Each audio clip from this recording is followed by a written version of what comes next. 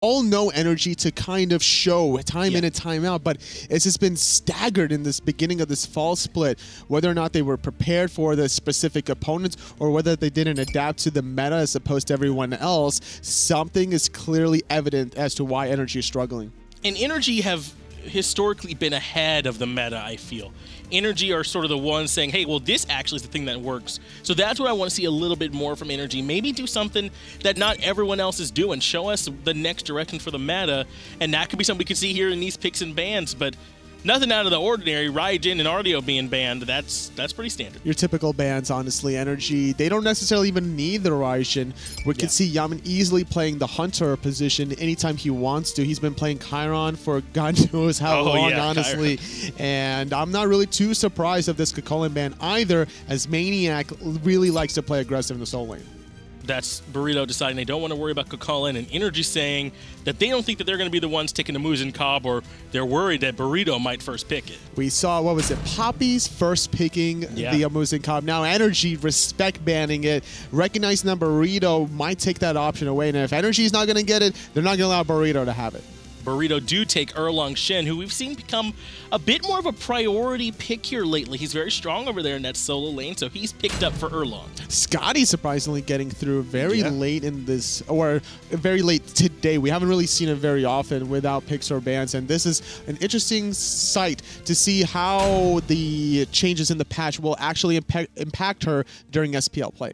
Yeah, Scotty gonna have a smaller area with that permafrost now, so that is a change to consider with her. But NRG, they pick up Circuit, likely gonna be for adapting there in the jungle. It's not a surprise to have him play such an aggressive jungler here. And by picking this Circuit, whether it's Yaman or Emilito playing Scotty, that's gonna be kind of alleviating a lot of pressure from that Hunter.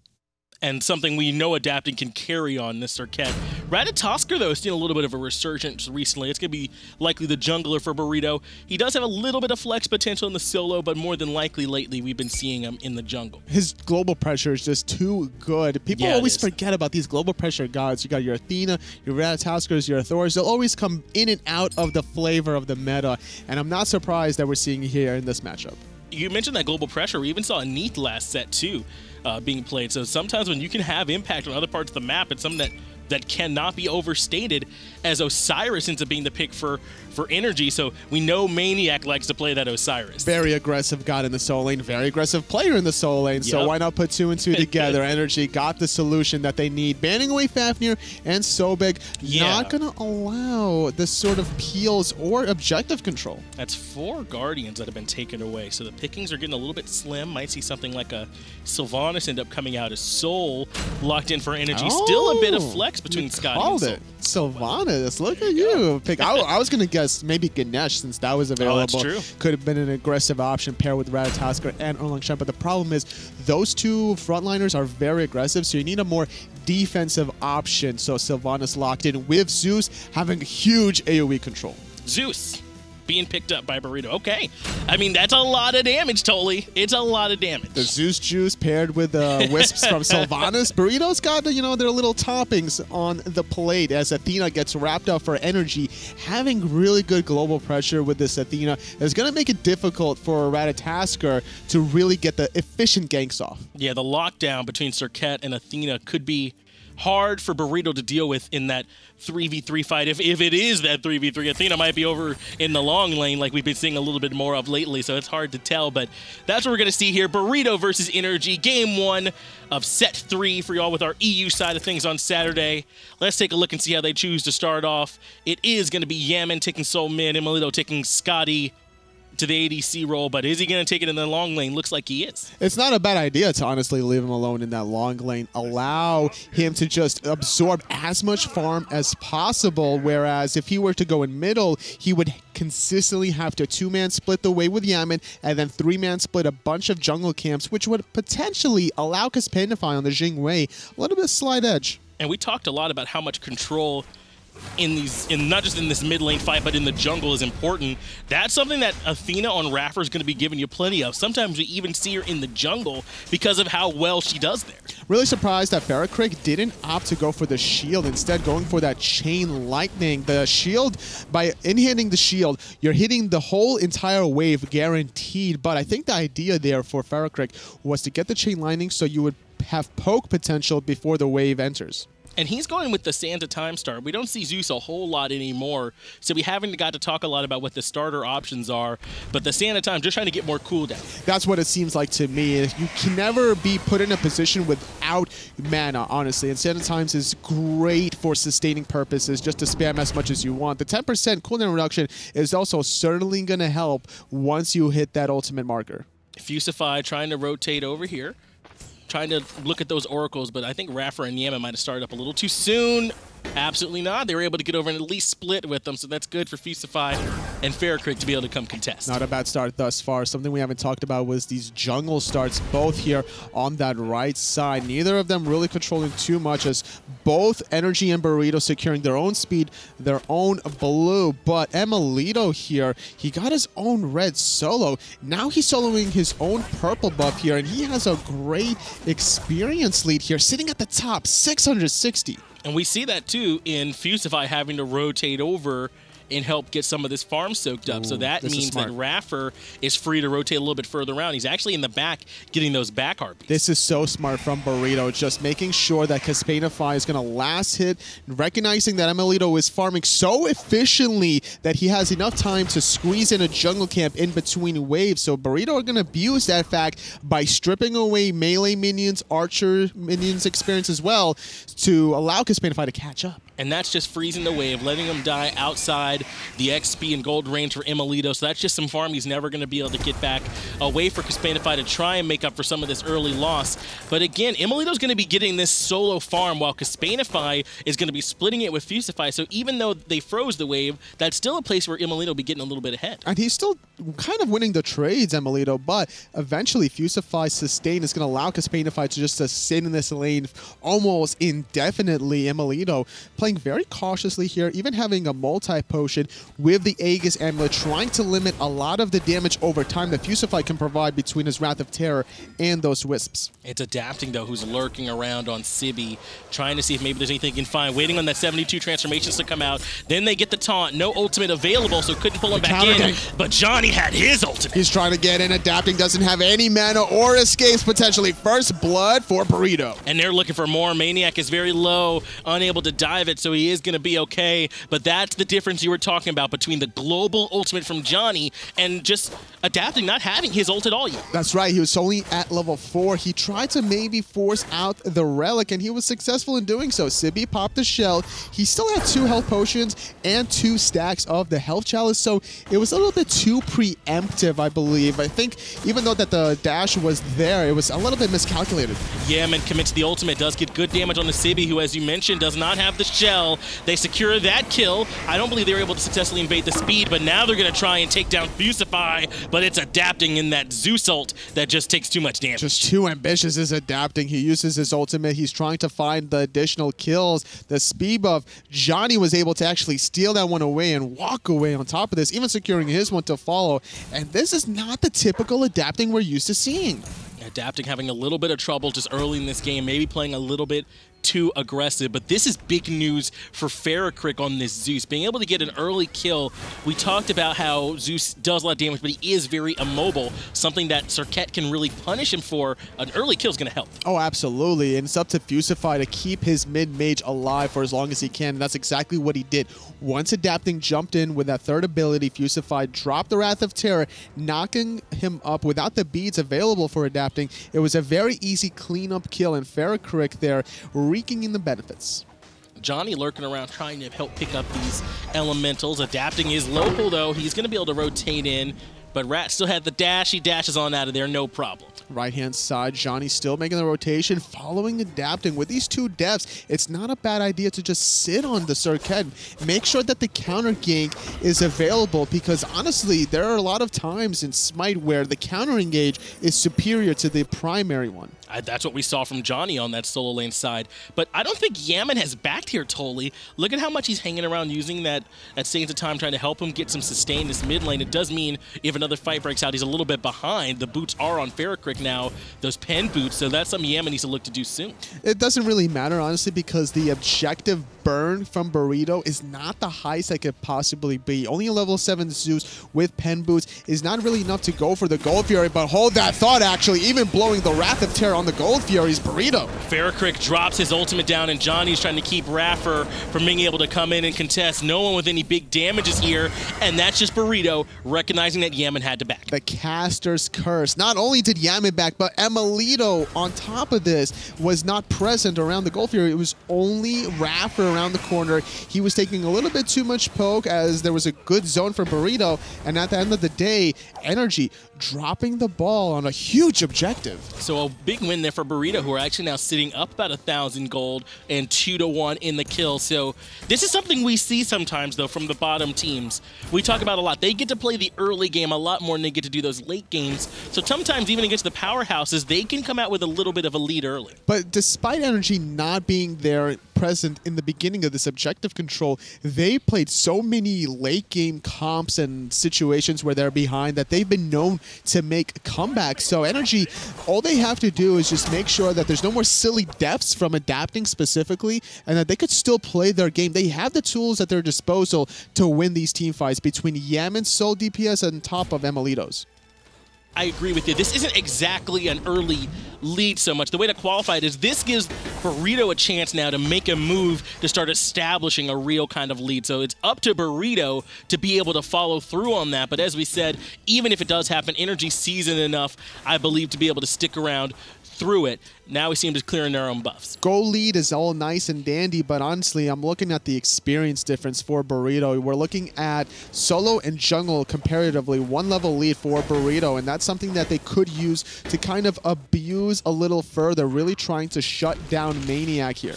Pull coming out. That pulls Raffer back into a lot of trouble. Zeus ultimate on top as well, but Raffer able to dash out of that one, so he is still okay, but now very low. Emilito, though, locking down Emilzy, adapting, rotates in as well, and they blow up the tree. Great itemization from Raffer. Look at those boots. The reinforced greaves stacks the protections after each additional source of damage. Look at the composition from Burrito. Fusify playing Sylvanas, Ferrocrick playing Zeus. That screams damage over time.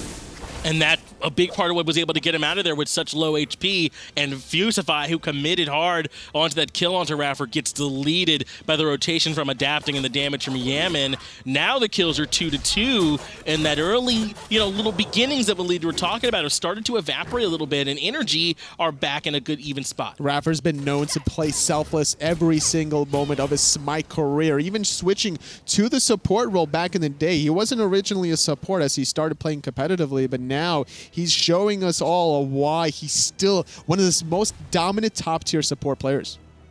And Athena in particular is really scary to have on your team, or to have on the other team, rather, that taunt setting up Yaman and even Emilito for really strong follow-up. It looks like Emilito might be going for a little bit more of that ability-based build, which you do on Scotty. She does ability-based damage, and that's just good follow-up to that Athena taunt. It's all about the physical power to augment for the Caldera, as he's going to be able to dash into the opponents and get off the burst damage, trying to reset itself with the ultimate for an additional root in place. And Emilito can probably transition this build now into more defense. We've seen some Scotties go into Height of Urchin after they've already built a little bit of physical power. They don't necessarily need the attack speed because they're more of a utility kind of hunter between the permafrost displacement and the Caldera just rooting you in place. It's similar logic to the Book of Thoth with the Transcendence, synergizing with the mana that you get from Height of the Urchin. Kispanify in a lot of trouble. The ultimate from Emilito forces Kispanify's ultimate to back off, and we're seeing a little bit of that early lead Emilito got. The bait here from Emilito. I love what he did there. Despite forcing Kispanify back there, he wasn't greedy to show himself under that tower just for a few more in-hands. Instead, he's waiting outside the tower line, which doesn't show the enemy vision of you in the mini-map, waiting for Kispanify to show himself. Then he pursued him a little further, forcing even that 5 to 10 seconds of delay is more experience denied from Jingwei. And it's the play you have to make against a Jingwei, because just forcing a Jingwei to back isn't as detrimental as it would be against another Hunter. Fusify might be in trouble, though. Taunt comes out from iRapper, and now it's adapting, putting in the damage. That was enough. But up in the air is Johnny looking to clean him up, and he does. It ends up being a 1-for-1 trade, and that's going to be a clean for Johnny. Could be a little bit more, though, as Yaman is very dangerously low, but luckily for him, he had Rapper with that Defender of Olympus to bail him out in that mid lane. And we're talking about these supports here. Look at the different stylistic builds between those two. We're talking about how selfless Rapper is with his build by being tanky, but Fusify is selfless in a different manner. He's going the cooldown boost, trying to set up Ferrocrick more with those ultimates and heals, even getting Swiftwing for mobility purposes. It's too bad I didn't have enough mobility there. Getting caught out was the tree. Neil maybe a little bit more ward vision because Raffer and adapting can punish you quickly. Now Johnny getting taunted back in, but it was Ferrocrick who's ready to follow up with a little more damage. And Toli, Sibby's under a lot of trouble here too. I think he had the ultimate ticking, but Maniac got him too quick. Just not enough time, and I think maybe even if he did hit that ultimate, if Maniac connected with that Lord of the Afterlife, that's 100% healing reduction. And that's a great counter pick there for Maniac, just dominating this solo lane now. He was one level behind, but with this death here for another 15 seconds for Sibby's respawn, that could be the experience per minute gain that Maniac needs. And that's very important for NRG. They already had the outside lane with Emilito on the long lane. Now if they can get Maniac to the point where he's held up a lead, they're winning both these outside lanes. Sure, Johnny's still a little bit ahead of adapting after his rough start to the game, but everyone else I feel like is coming up NRG. And I think the reason why we saw that solo kill on the right is the different choices of builds. Maniac, Rush, Gladiator Shield had tier 2 Mystical Mail, whereas Sibby didn't have Mystical Mail completed while he was getting dove. That was something he finished after that death, so another good point that he just didn't have the same itemization since Maniac goes for the cheaper item. Now it's him and adapting, trying to keep Sibby away from his lane. Fusify, though, rotating in. Wrath the Terra forces the beat down from Emilito. A little bit too late, though. He was already up in the air. But now that Defender of Olympus could be coming through, and there it is. Fusify in trouble, getting taunted back in. Emilito has the damage. Caspanify trying to force them away. Just body blocking in those minions, but it's not enough. Emilito getting credit for that one. And I like what Raffer did there. He was holding his dash. He's like, all right, Emilito, you have about 5 seconds to get this kill, or else I'm going to confirm it myself. But luckily, Emilito connects with the enhance, finds the kill. Caspanify getting caught with a taunt. Going to take a little bit more damage than he probably wanted to, but using that gust and dash combination just to get away. And that poke was pretty meaningful because Caspanify didn't even have that ultimate remaining. He wouldn't have had that escape tool. He had to use it off the back of the initial gank. But now that passive gonna help him come back in. And look at the ward Raffer placed just now. It's specifically to catch Caspanify coming back in with that passive. Very nice placements of the wards. And I like what NRG are doing here, utilizing Raffer's global ultimate for the bait. Wherever Fusify is gonna go with that Blink Wrath of Terror, Raffer's gonna be there to respond, especially in the duo lane, as Emilito is gonna be a nice juicy target for Burrito, considering he's playing a Scotty that doesn't have an escape. It even helps neutralize a little bit of what Johnny does when they recognize that he's up in the air making one of those rotations. Raffer can sort of put another body in that lane as well. So Raffer coming up very big for him with this Athena sitting 0-0-3 right now with that perfect support slash line. Fusify, on the other hand, has dropped 3 times already. He's been a bit of a target for NRG. These 3 triangular wards from NRG, one between the red and the purple right up top, one actually on top of the red, and then one between that tier 1 and tier 2. There's nowhere that Caspanify can go on the left-hand side without being spotted, giving NRG enough time to either adapt to the rotation from Burrito or look to put pressure elsewhere. And we've talked a little bit about this before. High to the Urchin when you're ahead is such a strong item. Helps you build that lead. Johnny, though, up into the air. Recognize they were on the Oracles. Wrath the Terror comes out, and Johnny drops it on as well. But there's that Defender of Olympus that we were talking about, and he could potentially be in trouble. Yaman not able to hit anyone with his Supernova ultimate, so that's one cooldown he won't have as everyone backs off. Bit of a wash. 3 ultimates being used for Burrito, 5 for NRG, as there was a little bit of aggression in the solo lane, but no deaths to speak of as we approach the 15-minute mark. Burrito, they got the earlier Gold Fury, but they're not wanting to press it on further, considering that NRG has it all backed. This is their best Gold Fury ultimates that they have, though. Ferrocrick and Caspanify are the ones they're looking for. As Fusify still looking for Plux he can find in mid. So I might not be too surprised if they try and force it here in the next few moments. It wouldn't be a bad idea just to use Fusify those Plux there, because he's able to throw it out through the wall. He can even bait himself out a little bit further, considering now that he has that Lotus Crown. The longer these team fights last, the more favorable for Burrito, simply because of the heals and the extra protections on that item. Looks like Ferricrick and Johnny are looking to start up that Hide of the Urchin as well. Ferricrick, very immobile, gonna be relying on a little bit of that extra protections. Has the penetration with Spirit of the Magus. It's gonna provide him an extra burst, simply because you're already stacking it up with the Chain Lightning, with your Zeus ultimate. You can even try to blow up Raffer despite already having reinforced Greaves. That penetration will melt those protections. Fusify just getting these back harpies here with Kispanify. At this point in the game now, NRG are actually up 5-3 in the kills. That gold lead that Burrito had, about 1,000, has swung in NRG's favor. Now they're the ones up about 1,000. Again, 16 minutes in is not so much a lead as it is just where you can start trying to force fights and establishing a real lead. But this is classic NRG. They sort of they outfarm you, and then they hit the go button. It feels like about 15 minutes in. And anytime that Emilito can get off a little bit of poke, he's gonna look for it. Guaranteed getting that off. Kispanify sitting at about 75% health. Will have Devo Gloves just to sustain off the wave, whereas Emilito is going to be relying on potions instead. That sustained advantage could give Kispanify an advantage towards like objectives, but once again, Fusify might be in trouble. Look at this rotation adapting here, as well as Emilito. Fusify able to squeak out of there, so he'll be okay for now, but that's what NRG are looking for. They've got this vision control to try and catch out that tree, who's not very mobile if he's moving around. Wrath of Terror already had to be used, gets the root off onto Raffer, and the ultimate comes out from Emilito as well, trying to put down some damage at Ferricrick, but they just give up on Fusify and they back off. Just too many bodies from NRG onto one poor little old tree. Fusify taking a spill here. Raffer even going to go pick up the red buff, baiting himself out, dashing away into safety. A lot of ultimates being used there, 3 specifically from NRG just to find the 1 kill. And Ferricrick was a little hesitant about using his ultimate, maybe saving his own support.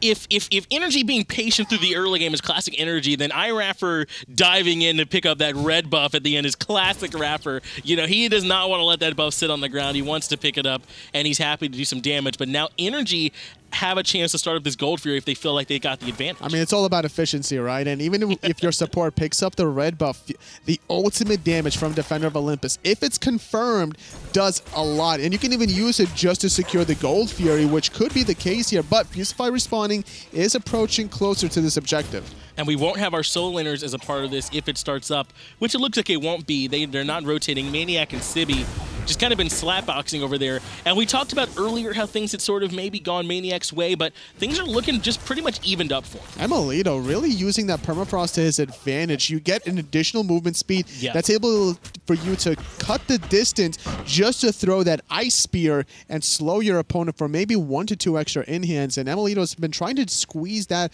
playoff in between every single wave, slowly chipping away against Kispanify, trying to bait somebody to also make that rotation to deal with that aggression, and then NRG got that Athena ult. Johnny was enough to get Yaman and iRaffer to drop the Portal Demon on that solo sign, looking to see if maybe they could sneak it away, but Raffer goes in on a Fusify. Stop me if you've heard this one before. The Thorns come out right away, though. Since he recognized he's the target, he'll return some damage. Zoot's ultimate drop down on top of Raffer, but only Raffer. Maybe not the ideal target. Fusify gets slow. Fusify gets cleaned up by the rotation from Maniac, who is here before Sibby. Sibby just a little bit too late to the party. He's going to have to go home now to the soul lane and get that farm going for his transgressions. And yet again, Fusify is the focal target from NRG. This is why Sylvanas kind of goes in and out of the meta. People forget, even though, yeah, you do have sustained, but he's just such an easy target to go on to, Sylvanas, and that's why NRG has been winning these engagements. Sibby now the one that's getting pulled in, had to use his Aegis, but adapting's very low, and Johnny recognizing that the blink, though, was perfect to get him out of danger. Sibby gets the taunt on the Emilito, but has to force his way off. Maniac now got the slow on to Johnny, and he's not afraid to keep chasing. No, not at all. The permafrost going to slow 3 members. Ferricrick going to get landed on by Maniac. Burrito going to try to sprint away. Lord of the Afterlife takes away healing from 3, but it turns out Raffer's the one that's getting blown up at Sibby, and Caspanify turned back on him as Adapting did clean up Ferrocrick, but Caspanify cleans up Raffer. Sibby not looking to give it up for free, though. No, not at all, especially with Johnny trying to pincer that as well. That's why the Permafrost is on the right. Yaman's going to be left alone here for the moment. Going to take a spill under his own tier 2 towers. Caspanify zoning away Maniac. Fusify has revived. Wrath of Terror available. There's no ultimate for Maniac because he gets rooted. At the end of the day, it's a 3-for-1 for Burrito. Adapting came in through the back, but didn't have quite as much damage as he was looking for. I think a shell came out and helped him, but Caspanify over the wall takes down Adapting. The plays from Burrito are just outstanding right now, taking out all 4 members here as only Emilito is survived. Man, another gold here for Burrito to rake in. Burrito now not having to worry about the contest from NRG. Only Emilito is alive. Raffer only just spawning in. That Gold Fury does now even things back up in the gold department as NRG had started to pull away a little bit. And now 7 to 8 of the kills, 21 minutes in, and Burrito looking like they can hang with the world champ. It looked really good for NRG to start things off. Permafrost onto 3, Lord of the Afterlife is zoning Ferrocrick away.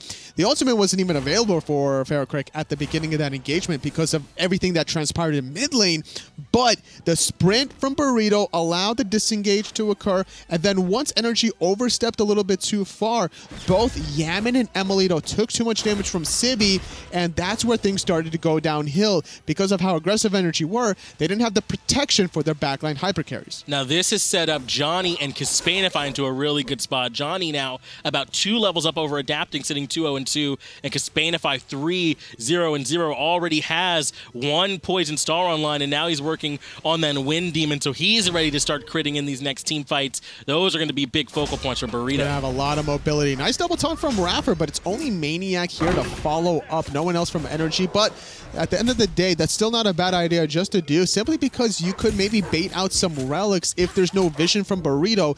That taunt must be respected potentially. They might have, as the Portal Demon goes the way of Burrito too, so they're forcing their lead. Sibby, though, now getting pulled into 3 members. He's very tanky, but the sprint comes out from NRG, locking him down with the stun is Maniac and forcing him back. Lord of the Afterlife comes out to stop the healing from Sibby as well, and Johnny's up in the air. He's going to land onto 3 in the backline. The Zeus ultimate, the pull back onto Emilito. They're not using the detonate quite yet as Adapting is thanking his lucky stars under the tier 1 tower. But this still comes out as a win for Burrito. They take the Portal Demon. So even though no kills come off on the back, the fight starts looks like it's going their way too, Toli. Yes, wow. Everyone from NRG just so low, they can't keep up with the damage from Burrito and on top of the sustain. And now Burrito feeling so confident, they're going to go for this Fire Giant. This might be the right call. Only Yaman is around, and Fusify is zoning him away from it. They steal away the Fire Giant, and for getting the Portal Demon, they come right back off the respawn through that portal, and now Burrito are the ones here in control. Who said 8th place, Toli? They don't look like it to me. Not at all. Burrito are a different team on all cylinders this game. Just came prepared. They did their homework. They have the composition that they wanted to between the global ultimate from Johnny, making the counter engages happen that really shut down the aggression from Adapting early game. And then in this mid-game team fights, it's all Ferrocrick and Fusify using their AoE control, making it very difficult for NRG's backline to follow their front line. And I think you're exactly right when you point out Johnny in this set. He's been huge setting up big Ferrocrick ultimates. He's been big setting up the damage coming out from Caspanify, and in particular countering Adapting in the early game. He's just been getting blown up a little bit too easily. That Hide of the Urchin has not gotten any stacks yet. Typical NRG fashion. Whenever they're behind or fearful of getting more behind, what will they do? Split push. Emilito, left-hand side, will get this tier 2 tower, and someone from Burrito need to respond if they want to keep their Phoenix alive. Tier 2 tower falls in right in favor of Burrito as well, and now they're grouping up as 4 members to try and push down this tier 2 in mid as well. They got the Fire Giant, and they are up about 2,000 gold as well. Caspanify not here yet, so that might be why they back off. They don't have their main structure damage dealer just yet. Now, it's not too much of a goal lead for Burrito, and they didn't get any Phoenixes, but the main difference is just how much sustain they'll have on top of this Fire Giant buff for another 2.5 minutes. They already have Sylvanas heals from Fusify.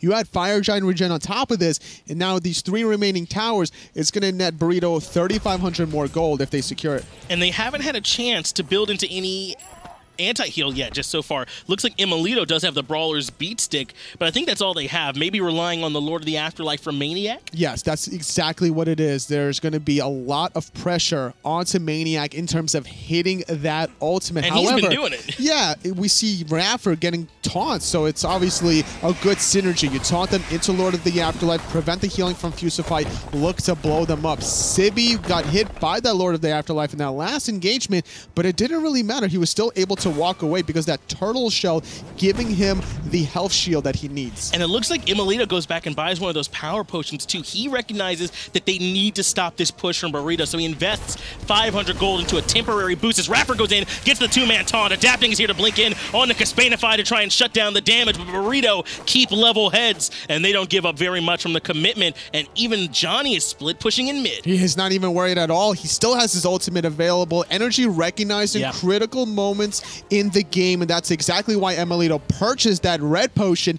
recognizing that if they lose this tier 2 tower, they're probably going to lose this game. Adapting rotates over to middle to try and slow down Johnny's push in the mid lane as the fight breaks out in the tier 1 tower as well. Fusify gets the ultimate off on the multiple members. Yaman already very low, has to pull out the Aegis. Johnny is in the air though, waiting on that Aegis to run out, and he lands right onto Yaman, who gets the Disapparate off, so he's still okay though. Sibby is in the backline. Johnny takes down Maniac, no problemo. Adapting, trying to keep Sibby back, and they do. Yaman and Imelito are just too grouped for everything. They're taking damage at the same time. That's not what you want your two hyper carries to do, and Burrito are just exploiting this fact. Maniac doing what he could, trying to zone for as long as possible, but he would take the ultimate tumble. Finally, tier 2 towers and the tier 1 on the left does get taken out, so Burrito getting that 3,500 possible gold. On top of the gold fury, now their third one of the game, extending their goal lead to 8,000. Totally, we have the names right on this game, right? They're not. It's not like a production area. They're not flipped around. Burrito right now is out in front of NRG, and it's looking good. They're up 8K gold. 8 are the kills. Fire Giant will be back up in another minute, and Burrito are looking to establish themselves a lead over around that Fire Giant pit. All tier 2 towers have dropped, and Phoenixes are available. Burrito are finally in control. There's still that ticking time bomb, though, at the back of everyone's mind that you have to keep in track of, because the late game from NRG is very powerful. We're seeing Yaman on the Soul. He only has 3.5 completed items, still working on this Rod of Tahuti, and once that's completed, that's going to be a huge power spike, but Burrito are not willing to wait. They're going to get this Portal Demon, set themselves up for this next Fire Giant respawning in 25 seconds. And it's not just that they're late game, but that they have late game tower destruction as Raffer appears to be the call from Burrito. Once again, Fusify knocks up 2 members, and Johnny's up in the air, lands down, cleans up Raffer, and the damage from Ferrocrick is too much. Maniac has to back off, but Caspanify gets pulled back in. Fusify comes up big with the pull. Maniac can't escape. Sibby gets credit for that one. 3 quick kills for Burrito. Burrito just unrelenting pressure applied onto NRG. Nothing that they can do. Don't even care about Fire Giant that respawn because of the direction that they were at once those 3 kills happened. They were right next to the mid Phoenix. They have enough time to get this mid Phoenix, stop the split push in the mid lane, and then secure the Fire Giant afterwards. And Yaman couldn't even be there for the defense. Johnny is keeping Yaman busy, not just busy, sending him back to base. Johnny cleaning up the kill in the Yaman. Portal Demon still up for a few more seconds, and now with that Phoenix taken, they can come back to the Fire Giant while NRG has to defend mid. What an impressive performance all across the board from Burrito. Every single individual member, you got to tip the hat to Burrito here. They're going to get their second Fire Giant of the game, and with all these towers from NRG gone now, they already got the mid Phoenix beforehand. Now they're going to go look for those 2 side lane Phoenixes. And this is a big deal. Burrito and NRG need a 2-0 here, totally. They've got to find a way to defend this push from Burrito right now. Burrito getting a split here could get them tied up with those 7th place teams, get them out of the bottom, but NRG, if they want to compete with Elevate right now, if they want to compete with Valence, they need this win. You were talking about like if the names were switched, and I had to double check with my own eyes just to be sure if that was the case. Raffer using that ultimate defensively for himself, getting back to the fountain. And this is going to be a very tall uphill climb for NRG to get back into this one. They're already down 11,000 gold, having to defend Fire Minions from their middle lane. And then on top of this, another 3 minutes of a Fire Giant siege from Burrito. Now, you talked about this already, the late game composition from NRG. With Yaman and Imelito, if they win a fight, if they get Fire Giant, anything like that swings in their favor, they can start just taking down some structures, no problem. So NRG just need a strong defense. Raffer comes in and gets the taunt off on a Caspanify, but he gets blown up for his trouble on the right. Johnny keeping two people busy so that they can't be a part of the fight. They back off using Fusify and the Fire Giant to sustain. The ultimate from Emilito was used, but there's still 5 available from Burrito, and specifically the Blink ultimate from Fusify, which is going to spark things off for Burrito. And there it is. The Blink ultimate takes beads away from Yam and Emilito. They won't have any more CC Clint available in this engagement. Phoenix already down to half health. Sibby getting taunted in the back, but he's just too tanky. The ultimate comes over the top from Ferrocrick, and Adapting actually goes into it to try and taunt Sibby. Spanify blows up Yam, and Adapting gets taken down by Johnny, and he's up into the air. Burrito look like they could take a game off of NRG. That's exactly what's going to happen here, John. The Titan is being aggressed on all 5 members from Burrito. Stand strong, and NRG's